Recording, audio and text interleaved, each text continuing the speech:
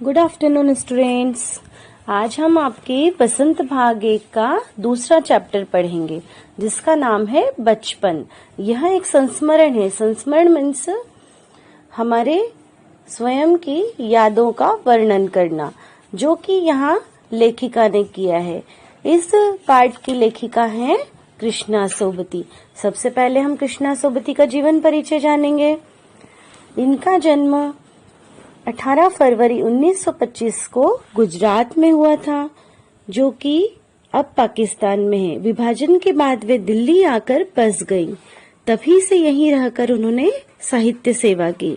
उन्हें 1980 में जिंदगी नामा के लिए साहित्य अकादमी पुरस्कार भी प्राप्त हुआ। 1996 में मीन्स 1996 में उन्हें साहित्य अकादमी का फेलो भी बनाया गया, जो अकादमी का सर्वोच्च सम्मान माना जाता है। 2017 में इन्हें ज्ञानपीठ पुरस्कार से भी सम्मानित किया गया था। इन्होंने उपन्यास, कहानी, संस्मरण आदि विधाओं में लिखा है, रचनाएं की हैं, जिनकी प्रमुख रचनाएं हैं डार से बिछुड़ी, मित्रों मरजानी, यारों के यार, तीन पहाड़, बादलों के घेरे, जिंदगी नामा और दिलो दानिश आदि। इन्होंने अपनी रचनाओं में महिला सशक्तिकरण और महिलाओं के जीवन की जटिलता का वर्णन किया है। तो चलिए आज हम इन्हीं की रचनाओं में से एक रचना पढ़ेंगे जिसका नाम है बचपन। इस पाठ में लेखिका ने अपने बचपन के बारे में बताया है। वे बताती हैं कि मैं तुमसे उम्र में काफी बड़ी हूँ, मैं तुम्हारी दादी भी हो सकती हूँ और तुम्हारी बुआ भी हो सकती हूँ और बड़ी मौसी भी हो सकती हूँ। परिवार में उन्हें सभी जीजी कहकर बुलाते थे और तुम्हारे समय और हमारे समय में काफी अंतर रहा है। लेखिका को रंग बिरंगे कपड़े पहनने का शौक था, लेकिन उन्हें लगता है कि अब वे सयानी हो गई है, तो उन्होंने हल्के रंग के कपड़े पहनना शुरू कर दिया। उनके बचपन की फ्रॉक भी उन्हें याद है, जो नीली और पीली धारी वाली फ्रॉक थी। उन्हें उनके बचपन की सारी चीजें याद है। वे बताती हैं कि रविवार के दिन उन्हें अपने मोजे हाथ से धोने पड़ते थे, किसी नौकर या नौकरानी से नहीं धुलवाते थे। इसकी उन्हें सख्त मनाही थी। वे बताती हैं कि रविवार की सुबह से ही वे लोग जूते पॉलिश करने में लग जाते थे और पहले के जूते अभी के जूते जैसे कंफर्टेबल नहीं होते थे। उन्हें पहनते ही पैरों में घाव हो जाते थे।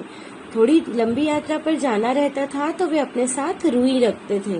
और लेखिका बताती है कि शनिवार के दिन उन्हें रात में कैस्टर ऑयल या ऑलिव ऑयल पीना पड़ता था। ये उनका हाजमा ठीक करने के लिए दिया जाता था उन्हें, लेकिन उन्हें बिल्कुल पसंद नहीं था। उन्हें लगता है कि ये चीजें नहीं भी लेते तो हम अभी शायद स्वस्थ ही रहते। और वे बताती है कि आपके बचपन और हमारे बचपन में काफी दूरी है। हमारे शौक भी अलग थे, आपके शौक अलग हैं। पहले घरों में ग्रामोफोन हुआ करते थे। ग्रामोफोन एक ऐसा यंत्र होता है जिस पर गाने सुने जाते थे, लेकिन वे ग्रामोफोन आज रेडियो और टेलीविजन में बदल गए। हमारे समय की कुल्फी अब आइसक्रीम हो गई, कचौड़ी समोसा पैटीज में बदल गए और आज के कोक पेप्सी की जगह पर पहले शहतूत, फालसे और खसखस के शरबत मिलते थे। वे आगे बताती हैं कि शिमला और नई दिल्ली में जो बच्चे रहते थे उन्हें वेंगर्स और डेविको रेस्तरां की चॉकलेट और पेस्ट्री मजा देने वाली होती थी। हम भाई बहनों की ड्यूटी शिमला मॉल से ब्राउन ब्रेड लाने में लगती थी और उन्हें हफ्ते में एक बार चॉकलेट खरीदने की भी छूट थी। उन्हें चॉकलेट बहुत पसंद थी, लेकिन वे बताती है कि मैं जैसे ही चॉकलेट लाती थी उसे अपने कमरे में साइड बोर्ड पर रख देती थी और रात के खाने के बाद बिस्तर में लेटकर उन्हें मजे ले लेकर खाती थी। उन्हें फल भी बहुत पसंद थे, जिनमें शिमला के काफल, वे बहुत खट्टे मीठे होते थे और एकदम लाल, कुछ गुलाबी रस भरी कसमल। उनके मुंह में पानी भर आता था इनके बारे में सोचकर। चेस्टनट और एक गजब की चीज, आग पर भुने जाते थे और फिर छिलके उतारकर मुंह में डाल लिए जाते थे। उन्हें चना जोर गरम और अनारदाने का चूर्ण भी बहुत पसंद था।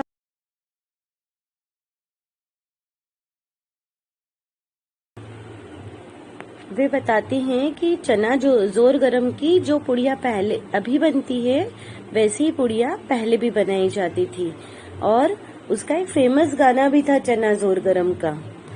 वे बताती है कि छुटपन में मतलब बचपन में हम लोगों ने शिमला रिज पर बहुत मजे किए, वहां पर घोड़ों की सवारी भी की और शिमला के हर बच्चे को कभी न कभी यह मौका मिल जाता था होते थे। और शाम के समय रंग बिरंगे गुब्बारे और जाखू का पहाड़, ऊंचा चर्च की घंटियां, दूर दूर तक उनकी आवाज फैल जाती थी। वहां का संगीत उन्हें बहुत अच्छा लगता था और शाम के समय सूर्यास्त का समय भी बहुत पसंद था। गुलाबी सुनहरी धारियां जैसे नीले आसमान में तैर रही हों, दूर दूर फैले पहाड़ों के मुखड़े गहराने लगते और देखते देखते बत्तियां टिमटिमाने लगती थी। उस शिमला रिज की रौनक बढ़ जाती थी और स्कैंडल पॉइंट से काफी कोलाहल उभरता था। वे बताती है कि वहां पर एक दुकान हुआ करती थी, शोरूम हुआ करता था, जहां पर शिमला कालका ट्रेन का मॉडल बना हुआ था। आगे लेखिका बताती हैं कि जो शिमला कालका ट्रेन थी वो उस समय की सबसे तेज रफ्तार वाली गाड़ी हुआ करती थी। कभी कभी आसमान में हवाई जहाज भी देखने को मिलते थे, जिनकी आवाज सुनकर बच्चे दौड़ते हुए बाहर आते थे। और उन्हें याद है कि उस शोरूम के पास जो पहली दुकान थी, वहाँ के डॉक्टर अंग्रेज थे, वहाँ से पहली बार उनका चश्मा बनाया गया था। और जब उन्होंने पहली बार चश्मा लगाया तो उन्हें कुछ थोड़ा सा अटपटा सा लगने लगा और चश्मा इसलिए लगाना पड़ा क्योंकि वे रात में टेबल लैंप के सामने काम करती थी और चश्मा लगाते ही उनके भाई, चचेरे भाई जो थे, वे उन्हें चिढ़ाने लगते थे।